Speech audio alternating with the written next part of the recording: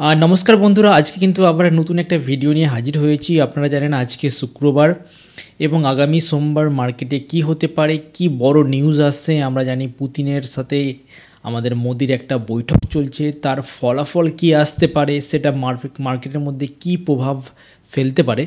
এবং তার সাথে সাথে আরেকটা কিন্তু বড় নিউজ, যেটা হচ্ছে ফেডের রেট কাট। ঠিক আছে, এই দুটো নিউজ কিন্তু মার্কেটকে একটু ইম্প্যাক্ট করতে পারে। তবে চলুন আজকে আমরা দেখে নিই মার্কেট কীরকমভাবে গেছে। তো যদি আপনারা স্ক্রিনের দিকে একবার তাকান, ঠিক আছে, স্ক্রিনের দিকে তাকান, তাহলে আমরা দেখব যে নিফটি আমাদের কিন্তু 26,186 লেভেলে গিয়ে কিন্তু নিফটি বন্ধ হয়েছে। ঠিক আছে, তবে একটা জিনিস আপনি লক্ষ্য রাখুন যে আপনার দিকে কিন্তু আমি রেগুলার বলেছিলাম যে 26,000 লেভেল, যে লেভেলটা আছে, ঠিক আছে, সেখানে কিন্তু মার্কেট আসতে পারে এবং সেই জায়গা থেকে কারেকশন হতে পারে। আপনি যদি আমাদের ভিডিওগুলোকে দেখে থাকেন, আমরা কিন্তু রেগুলার যেগুলো পোস্ট করছি, আপনি যদি দেখেন যে আমরা আপনার দিকে বলেছিলাম যে নিফটি কি আবার 26,000 লেভেল ব্রেক করবে কিনা, অথবা আপনি যদি আমাদের ভিডিওটা 4 দিন আগে আমরা আপলোড করেছিলাম, তখন আমরা বলেছিলাম যে কি হতে পারে মার্কেটের মধ্যে, মোমেন্টাম কি হতে পারে।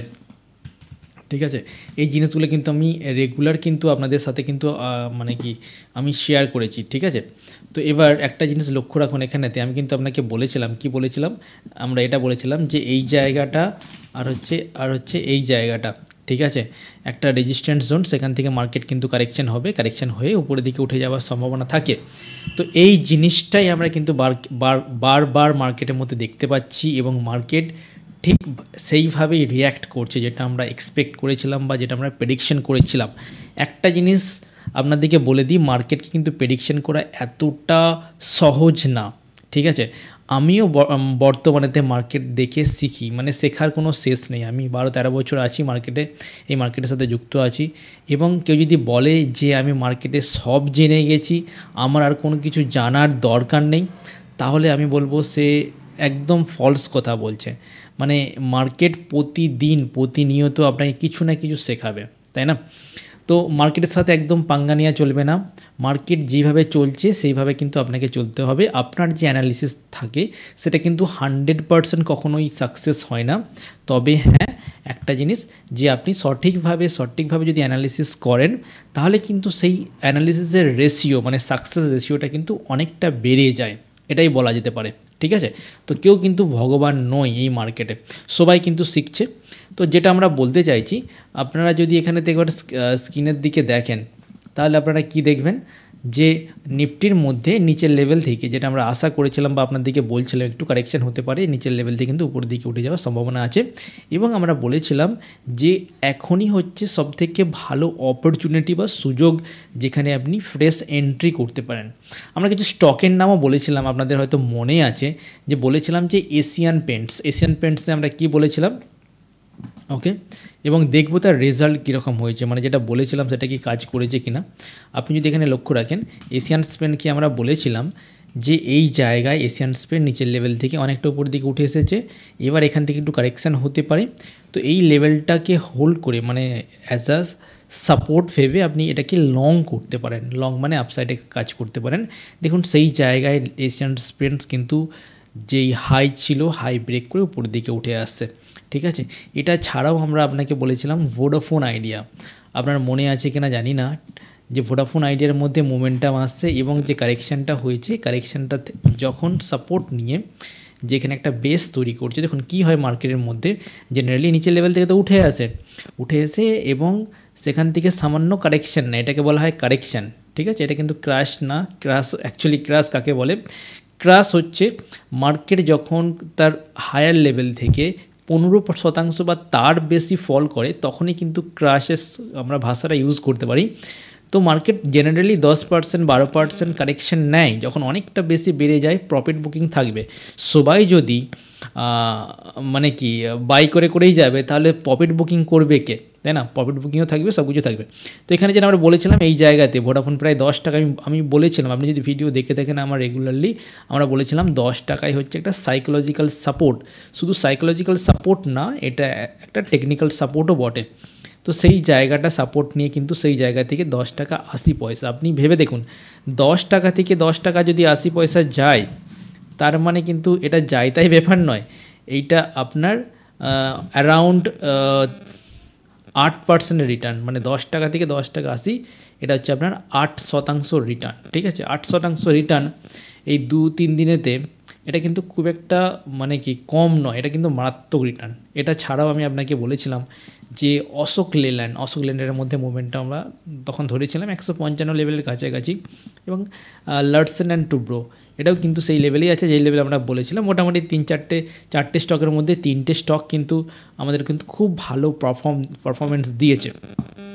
ঠিক আছে, তো এবার যেটা করণীয়, যে আজকে হঠাৎ করে মার্কেট এত বাড়লো কেন? কেননা আমরা দেখতে পাচ্ছি প্রফিট বুকিং যেটা ছিল সেটা অনেকটাই স্টপ হয়েছে, এবং মার্কেটের নজর আমরা আপনাদেরকে আমাদের টেলিগ্রাম গ্রুপে কিন্তু আমি বলেছিলাম, সকালের দিকেই বলেছিলাম যখন মার্কেট নেগেটিভ ছিল, যে মার্কেট কিন্তু এক্সপেক্ট করছে রাশিয়ার সাথে ইন্ডিয়ার যে বৈঠক চলছে তার মধ্যে একটা ফলাফল আসবে, এবং সেটা কিন্তু পজিটিভ হওয়ার চান্সেস কিন্তু অনেকটাই বেশি। কেন বেশি?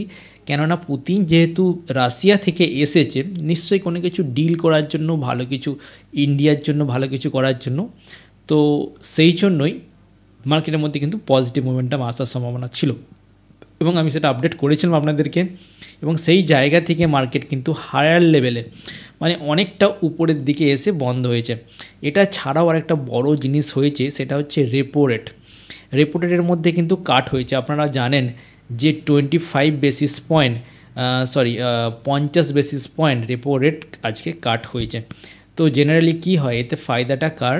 এটা ফায়দাটা হচ্ছে বিভিন্ন অটো সেক্টর কোম্পানির ফায়দা হয়েছে, রিয়েলটি হয়েছে, আইটি সেক্টর। এটা কীভাবে কাজ করে আমরা জানি, ব্যাংক কিন্তু নিজস্ব টাকা নিয়ে মানে কি পাবলিককে দেয় না, আরবিআই থেকে টাকা নেয়। সেক্ষেত্রে আরবিআই থেকে যে টাকা নেয় সেখানে কিন্তু রেপো রেট কাট মানে হচ্ছে সুদের পরিমাণ কমানো হয়েছে, যেটা কিন্তু এটা পাস অন হবে যারা গ্রাহক বা যারা লোন নেয় তাদের উপরে পাস অন হতে পারে, যেটা জেনারেলি ভালো। ঠিক আছে, তো রেপো রেট হওয়া ভালো। এরপরে কিন্তু একটা বড় নিউজ আসছে, সেই নিউজটা হচ্ছে ফেডের বৈঠক।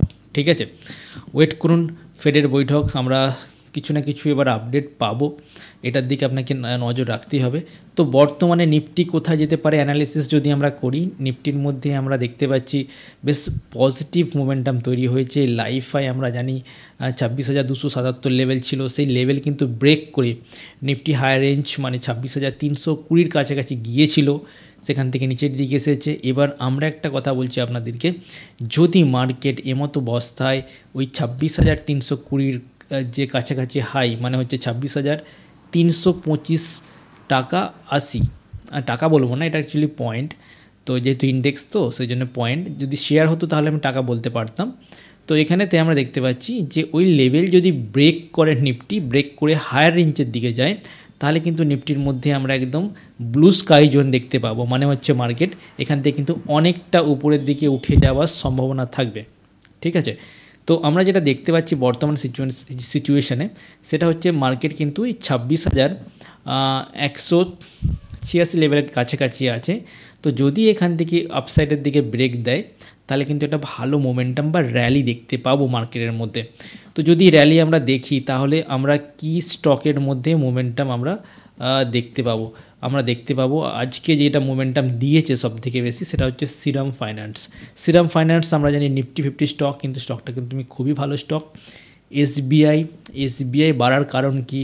এসবিআই জানেন আপনারা গভর্নমেন্ট স্টক, সেক্ষেত্রে গভর্নমেন্ট সরকারের সাথেই কিন্তু ডিসকাশন হচ্ছে, তো সরকারি স্টকের দিকেও আপনারা নজর দেবেন।